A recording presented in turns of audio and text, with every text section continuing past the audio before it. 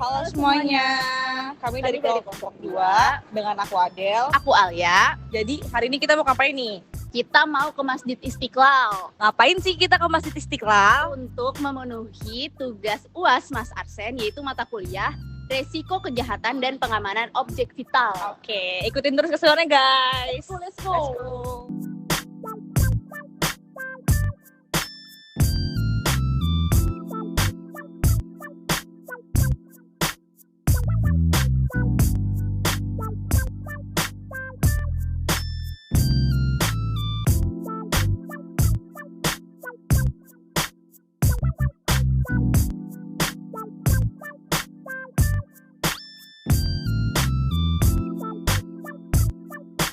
Halo guys, sekarang kita udah sampai di Masjid Istiqlal.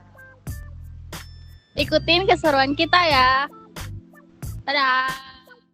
Masjid Istiqlal tidak hanya menjadi ikon kebanggaan umat Islam di Indonesia, tetapi juga merupakan objek vital nasional atau OBVITNAS yang memiliki nilai strategis tinggi dari berbagai aspek seperti keagamaan, sosial, budaya, hingga simbol negara. Alasan utama menjadikannya OBVITNAS adalah yang pertama, simbol kemerdekaan Indonesia. Nama Istiqlal sendiri berasal dari bahasa Arab yang berarti kemerdekaan. Masjid ini dibangun sebagai wujud nyata perjuangan bangsa Indonesia meraih kemerdekaan dan menjadi simbol kedaulatan negara. Jika Masjid Istiqlal mengalami kerusakan atau ancaman, hal itu akan berdampak pada reputasi dan kehormatan bangsa Indonesia secara nasional maupun internasional. Yang kedua, masjid terbesar di Asia Tenggara. Dengan kapasitas dan ukuran yang sangat besar, Masjid Istiqlal menjadi kebanggaan nasional sekaligus pusat kegiatan keagamaan dan sosial yang melibatkan ribuan jamaah setiap hari. Ini menjadikannya pusat perhatian yang harus dijaga keamanannya secara ketat. Yang ketiga, cagar budaya nasional. Masjid Istiqlal ditetapkan sebagai cagar budaya sehingga memiliki nilai sejarah dan kebudayaan yang penting bagi bangsa Indonesia. Kehadirannya tidak hanya sebagai tempat ibadah, tetapi juga sebagai warisan budaya yang harus dilindungi dari ancaman fisik maupun non-fisik. Indikator pengamanan Masjid Istiqlal yang diterapkan ialah yang pertama, keamanan fisik, yaitu pemasangan pagar pembatas, gerbang utama terkontrol, pos keamanan, jalur evakuasi jelas, serta fasilitas penitipan sandal meskipun kapasitasnya masih terbatas. Penitipan sandal ini penting karena banyak pengunjung yang menjual plastik untuk alas sandal akibat kapasitas penitipan yang tidak memadai, meskipun hal ini dilarang oleh petugas keamanan. Kondisi pagar dan jembatan yang pendek di sekitar playground anak dan sungai kecil dengan arus yang lumayan deras juga menjadi perhatian serius untuk keselamatan pengunjung lapangan. Yang kedua, teknologi keamanan. Penggunaan sekitar 20 titik CCTV yang tersebar di area masjid. Meskipun di internet disebutkan ratusan CCTV, kenyataannya hanya terbatas. Alarm darurat dan walk-through metal detector di pintu masuk. Keterbatasan jumlah CCTV menjadi tantangan dalam pengawasan menyeluruh area masjid. Yang ketiga, pengamanan personel, melibatkan satpam internal dan aparat kepolisian atau PAMWAL, terutama saat kegiatan besar seperti sholat Jumat, Idul Fitri, Maulid Nabi, dan kunjungan pejabat negara. Adapun resiko keamanan dan contoh kasus dari penelitian ini, yang pertama, resiko fisik. Pagar dan jembatan pendek di sekitar playground anak dan sungai kecil dengan arus yang cukup deras di bawahnya berpotensi membahayakan keselamatan anak-anak dan pengunjung lain. Yang kedua, resiko sosial. Gangguan pelecehan verbal seperti catcalling yang mengganggu kenyamanan jamaah dan wisatawan. Yang ketiga, resiko pencurian. Contoh kasus pencurian ponsel di Masjid Istiqlal, di mana pelaku mengendap-endap mendekati korban yang tertidur. Kasus ini menunjukkan masih adanya celah dalam pengawasan dan pengamanan fisik di area Masjid Istiqlal. Sumber berita, kompas.com tanggal 2 Mei 2023. Resiko keamanan Masjid Istiqlal tidak hanya bersifat fisik, tetapi juga sosial dan digital. Mengingat tingginya aktivitas publik dan kunjungan wisatawan dari dalam negeri maupun luar negeri. Oleh karena itu, Pengamanan membutuhkan koordinasi erat antara pengelola masjid, aparat keamanan, dan masyarakat untuk menciptakan rasa aman yang menyeluruh. Menjaga keamanan Masjid Istiqlal bukan sekedar mencegah kejahatan, tetapi juga memastikan bahwa setiap orang yang datang untuk beribadah, belajar, atau berkunjung dapat merasa aman, nyaman, dan terlindungi. Di tempat suci seperti ini, rasa aman adalah bagian dari ibadah itu sendiri. Berdasarkan wawancara dengan petugas penjaga di Masjid Istiqlal, sistem keamanan di area masjid dinilai sudah efektif. Pengamanan dilakukan secara ketat di berbagai titik, termasuk di setiap pintu masuk masjid yang dijaga oleh 2 petugas selama 12 jam, dari pagi hingga malam. Meskipun terdapat banyak pintu gerbang, hanya beberapa akses tertentu yang dibuka, seperti pintu gerbang utama dan pintu dekat stasiun. Selanjutnya, ada lampu sensor yang terpasang di pintu masuk dalam masjid yang berfungsi dengan baik untuk menghitung jumlah jamaah yang masuk. Namun, untuk deteksi barang yang berbahaya dilakukan secara terpisah di gerbang luar melalui prosedur pengecekan oleh petugas. Bagi turis, terutama turis asing, pengamanan diberlakukan secara khusus. Mereka harus melakukan proses registrasi tertulis melalui bagian humas, di mana identitas lengkap seperti nama dan asal negara dicatat ke dalam sistem komputer. Untuk keperluan pendeteksian dan pencegahan resiko berbahaya termasuk ancaman teroris. Sementara itu, bagi turis non-muslim, Masjid Istiqlal menyediakan kain atau dress khusus untuk menutupi aurat sebelum masuk ke dalam area masjid.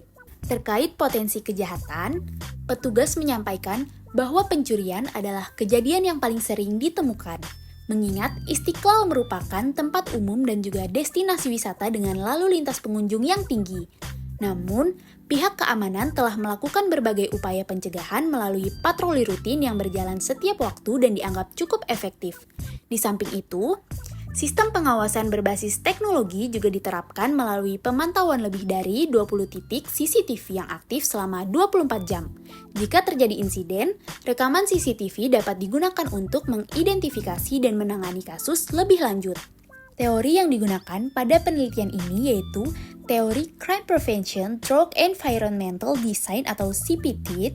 Teori ini sangat relevan untuk Masjid Istiqlal sebagai ruang publik terbuka berskala besar dengan ribuan pengunjung setiap hari, mencegah kejahatan lewat desain lingkungan. Teori ini adalah pendekatan kriminologi yang bertujuan mencegah kejahatan melalui desain lingkungan.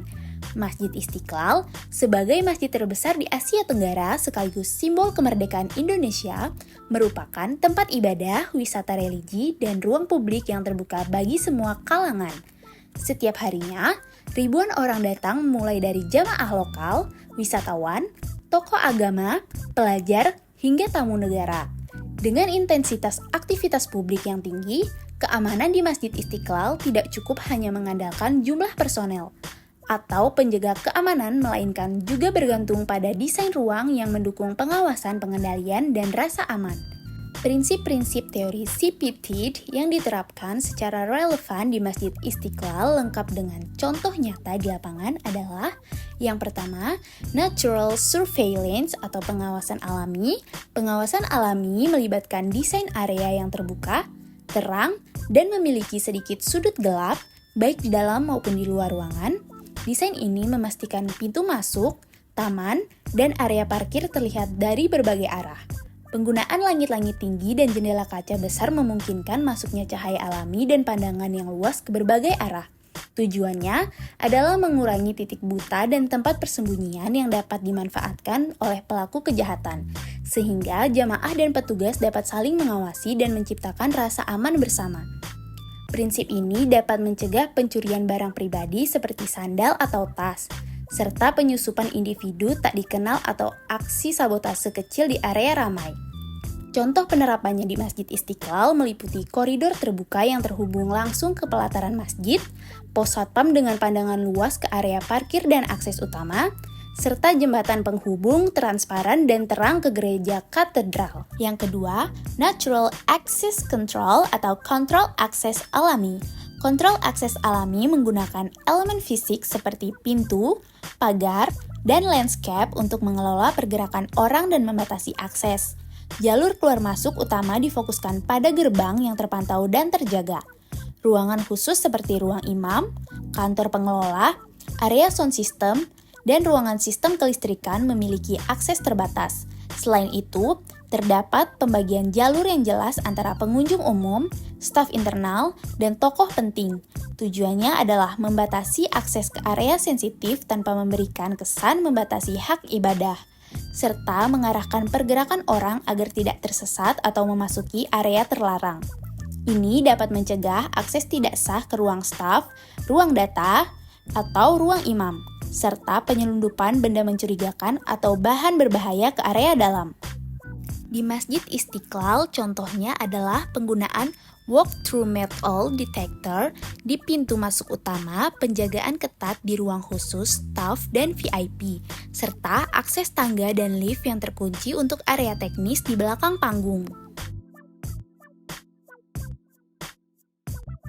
Kesan-pesan diriku waktu pertama kali ke Masjid Istiqlal itu dari luar itu kelihatan kayak ya udah gede karena sebelahan sama katedral juga kan.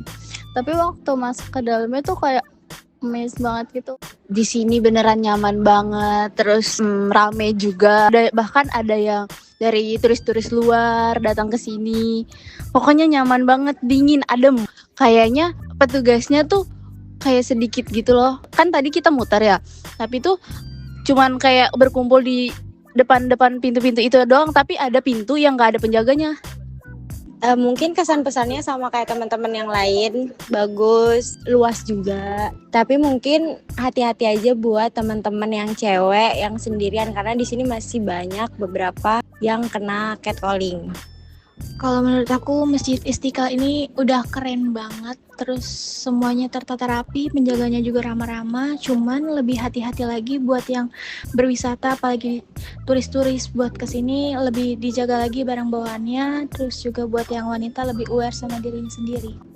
Kalau kesan dan pesan menurut aku di si Masjid Istiqlal ini sangat mengagumkan banget karena ternyata di luar bangunannya cukup besar tapi ternyata di dalamnya lebih bagus lagi.